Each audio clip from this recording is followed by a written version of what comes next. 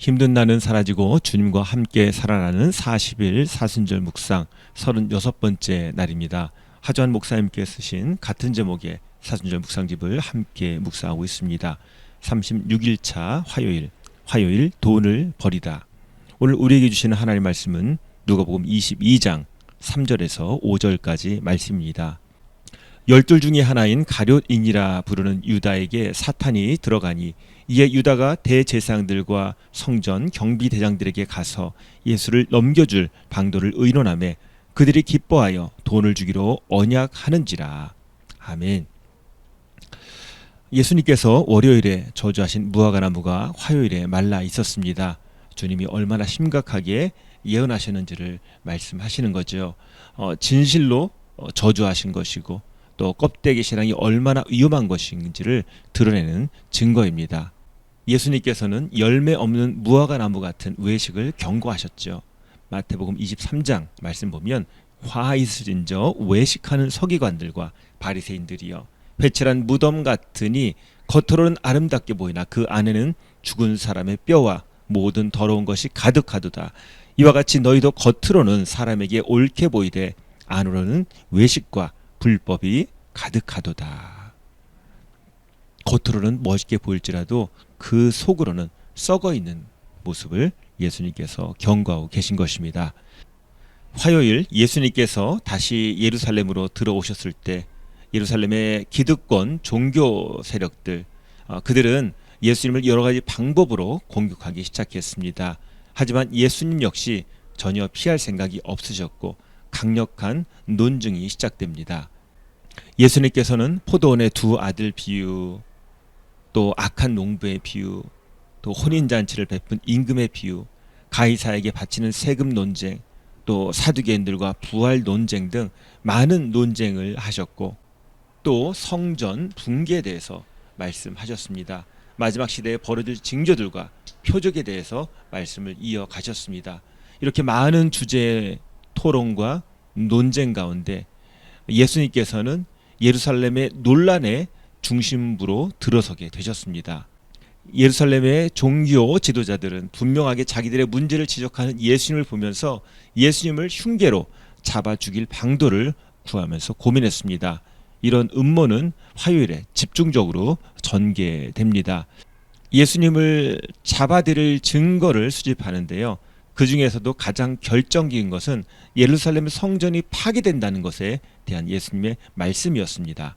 하지만 6월절이 가까워오기 때문에 밀란이 일어날까 걱정해서 명절 중에는 하지 말자라고 내부 의견을 모읍니다. 그런데 무슨 내용인지는 모르겠지만 가룟 유다가 이런 사람들의 소요 위험을 잠재우면서 예수님을 쉽게 잡을 수 있는 방법을 제안합니다. 그 제안에 종교 지도자들이 흔히 수락합니다. 그리고 은 30을 가지고 예수님을 넘겨주기로 이야기를 합니다. 마태복음 6장 24절 말씀 보면 한 사람이 두 주인을 섬기지 못할 것이니 혹 이를 미워하고 저를 사랑하거나 혹 이를 중히 여기고 저를 경히 여김이라 너희가 하나님과 재물을 겸하여 섬기지 못하느니라 이렇게 말씀하고 있는데요. 가룟 유다는 돈과 예수님 중에서 돈을 선택한 거지요. 마치 노예를 팔듯이 예수님의 몸값을 흥정해서 예수님을 노예 몸값, 당시의 노예 몸값인 은 30에 팔아 넘기게 되는 것입니다. 완전히 돈 때문이죠. 원래는 유대인들이 성전 붕괴에 대한, 성전 파괴에 대한 예수님의 말씀에 대해서 성전 모욕죄로 고발하려고 하는 그런 생각이 있었는데요. 이 가룟 유다를 통해서 감람산에서 전격적으로 예수님을 체포하게 됩니다. 밀란의 두려움을 이기고 사람들이 거의 없는 이 밤 시간에 몰래 예수님을 체포해서 종교 재판에 세우는 것이죠. 그리고 로마 빌라도의 법정에 세웁니다. 유대인의 왕이라는 반역죄로 고소한 것이지만 그들의 강력한 외침은 다른 것을 말하고 있습니다. 그들이 소리 지르되 없이 하소서 없이 하소서 그를 십자가에 못 박게 하소서. 빌라도가 이르되 내가 너희 왕을 십자가에 못 박으랴. 대제사장이 대답하되 가이사 외에는 우리에게 왕이 없나이다. 빌라도는 예수님이 죄가 없다는 것을 알고 예수님을 방면하라고 했지만 오히려 이 대제사장들은 유월절에 사면하는 그 사면 대상자로 예수님이 아니라 강력 범죄자인 바라바를 내세우고 있습니다. 바라바를 대신 놓아주고 예수님은 십자가에 못 박으라고 요청한 것이죠. 이렇게 짧은 시간에 예수님은 십자가에 달려야 하는 죄수로 전락되고 맙니다. 결국 예수님께서는 가룟 유다의 배반과 또 대제사장과 바리새인들의 계획에 의해서 십자가형에 처해지게 됩니다.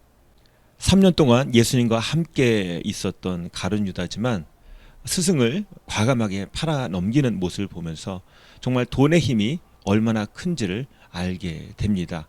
모두 돈 때문이었지요.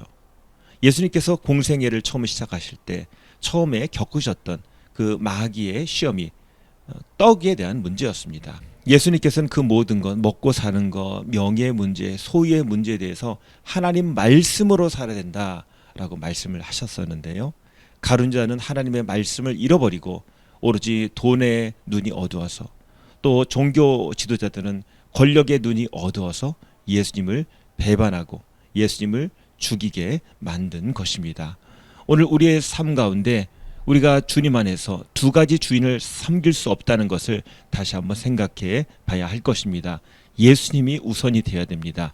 돈이 아니라 주님이 우리를 이끄셔야 됩니다. 생명 되시는 주님이 우리를 도우셔야 됩니다. 그것이 바로 우리의 인생이 바로 되는 길이고 우리가 바른 신앙을 갖는 길입니다. 오늘 마귀가 우리에게 돈으로 유혹할 때 돈보다 예수 그리스도, 소유보다 예수 그리스도, 나에게 모든 것 주시고 참된 주인이신 주님을 바라보길 원합니다.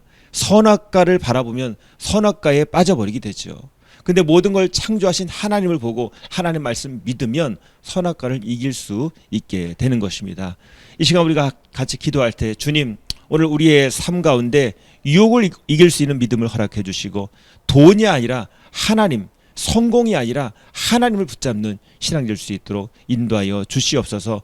돈이 우리를 성공시켜 주는 것이 아니라 예수 그리스도만이 우리 인생을 잘되게 만들어 주시는 그런 참된 복의 근원임을 고백하면서 오늘도 주님의 이름으로 사는 저와 여러분 되시기를 소망합니다. 우리 같이 기도하시겠습니다.